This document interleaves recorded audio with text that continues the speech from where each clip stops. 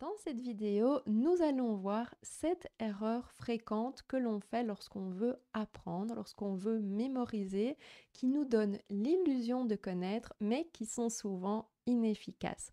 Bonjour, j'espère que vous allez bien. C'est la rentrée. Cette vidéo s'adresse bien sûr aux étudiants, mais aussi à tout adulte qui a besoin d'apprendre. Et c'est quelque chose de nécessaire dans la plupart des métiers et aussi pour trouver un nouveau travail. Pour vous donner un exemple, Xavier a passé une entrevue d'embauche il n'y a pas longtemps et un petit peu avant ça, il a reçu deux petites brochures d'une soixantaine de pages qu'il devait utiliser pour son argumentation. Et la personne qui faisait le recrutement a dit que ce qui faisait la différence justement, c'est que contrairement à d'autres candidats, il était préparé et il y avait un niveau de détail qu'il ne retrouvait pas chez les autres candidats. Et une fois qu'on est dans un nouveau job, bien sûr, on a des nouvelles choses à apprendre. Ça peut aussi être apprendre une langue. Il y a des personnes aussi qui m'ont demandé comment on pouvait mémoriser des versets de la Bible. Et moi-même, j'ai appris quelques psaumes courts et c'est une bonne façon d'avoir la parole qui est vraiment à l'intérieur de nous. Donc, on commence tout de suite par la première erreur, l'erreur la plus fréquente. Quand je demande à des jeunes comment tu fais pour étudier ton cours, la première réponse va être je le relis plusieurs fois. C'est ce que la plupart des personnes font quand il y a quelque chose à mémoriser, elles vont relire, relire, se répéter dans leur tête et c'est la technique la moins efficace. Autre technique qu'on va souvent utiliser, ça va être de souligner, de surligner avec des fluos dans le cours parce que on a vu que c'était important de mettre du visuel et donc on se dit que s'il y a plein de couleurs dans le cours, on va mieux retenir, mais ça va faire que quand vous allez relire votre cours et que vous allez voir les choses soulignées, oui, ça va revenir dans votre mémoire et là vous avez l'impression de connaître, mais le jour où vous allez devant une feuille blanche à l'examen, vous n'allez pas forcément pour autant pouvoir le restituer. Troisième erreur, c'est de faire une carte mentale, un mind mapping en regardant le cours. Peut-être que ça vous étonne que je vous dise ça parce que j'enseigne le mind mapping et je le recommande aussi pour justement les personnes qui veulent étudier et mémoriser. Mais si vous prenez tout simplement votre cours et que vous faites une carte et que vous arrêtez là, ben, vous allez encore une fois avoir l'illusion de connaître. Vous allez regarder votre carte, vous allez voir les mots-clés, vous allez vous dire ok, c'est bon, j'ai fait un résumé, je connais. Mais à l'examen, vous allez encore une fois avoir du mal à restituer. Quatrième erreur, c'est de se dire je dois me concentrer sur une seule matière et quand je connais bien cette matière, je peux passer à un autre chapitre du cours ou je peux passer à un autre cours, alors que notre cerveau fonctionne mieux avec ce qu'on appelle l'entrelacement, donc de pouvoir étudier différentes matières, différentes techniques ou même différents cours sur la même journée. Autre erreur, c'est de toujours étudier dans le même endroit. Bien sûr que je recommande d'étudier dans sa chambre ou dans un bureau où on est au calme, mais si vous êtes toujours dans la même pièce, votre cerveau va commencer à enregistrer des informations en lien avec votre environnement.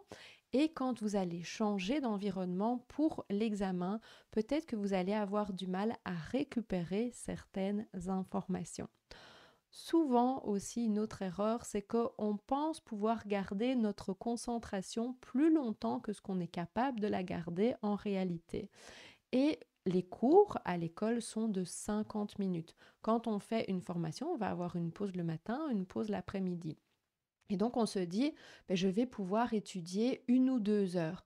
Mais en fait, vous avez besoin de faire des pauses plus fréquemment parce que la concentration, vraiment être capable d'être concentré de façon bien précise sur une chose, ça ne tient pas pendant 50 minutes, 1 heure.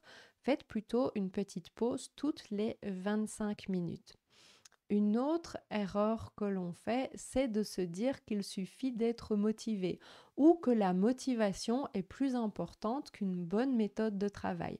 Bien sûr que la motivation est importante. La motivation va vous encourager à étudier, elle va vous donner le goût d'étudier, vous allez peut-être faire plus d'efforts, vous allez mettre plus de temps dans votre étude, vous allez peut-être rechercher une méthode plus efficace parce que vous êtes motivé à apprendre cette chose.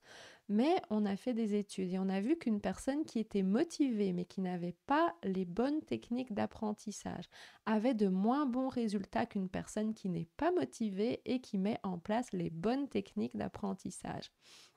Donc, si vous n'aimez pas un cours, que vous n'êtes pas motivé pour ce cours, rassurez-vous, si vous avez la bonne technique d'apprentissage, vous pouvez quand même réussir ce cours parce que c'est ce qu'il y a de plus important. Donc, dites-moi dans les commentaires ce que vous aimeriez apprendre, ce que vous êtes en train d'apprendre, quelles sont vos difficultés au niveau de l'apprentissage.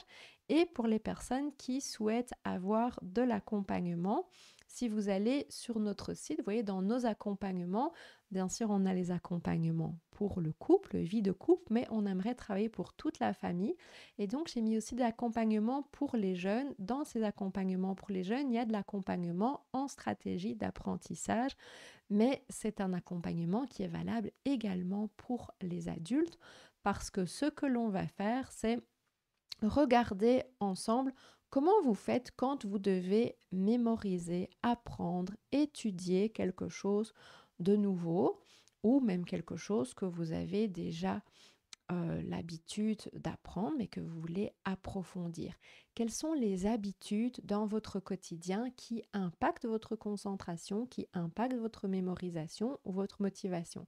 On va regarder tout ça ensemble et puis en fonction de ce que vous faites maintenant et des résultats que vous avez et de votre objectif, je vais vous donner des techniques d'apprentissage, des stratégies d'apprentissage et donc vous allez pouvoir vous faire une nouvelle méthode que vous allez expérimenter. Peut-être que à la troisième fois, on devra faire des petits ajustements. Quelle est la différence par rapport aux autres personnes qui proposent de l'accompagnement dans ce domaine?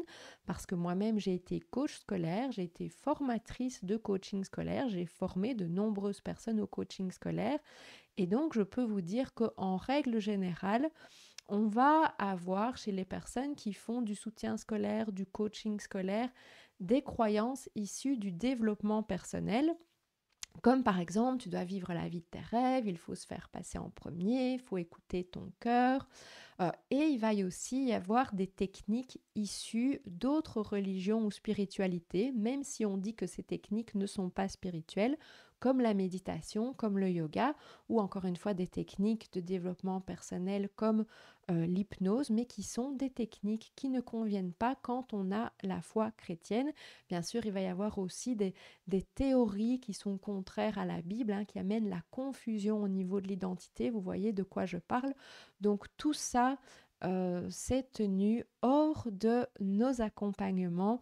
On va simplement regarder les techniques d'apprentissage, la méthode de travail. Si vous pensez que cette vidéo peut être utile à une autre personne, merci de la partager. Venez mettre un commentaire, mettre un pouce, c'est ce qui aide la vidéo à être vue et à être diffusée. On se retrouve très vite pour une nouvelle vidéo sur les techniques d'apprentissage. À très bientôt.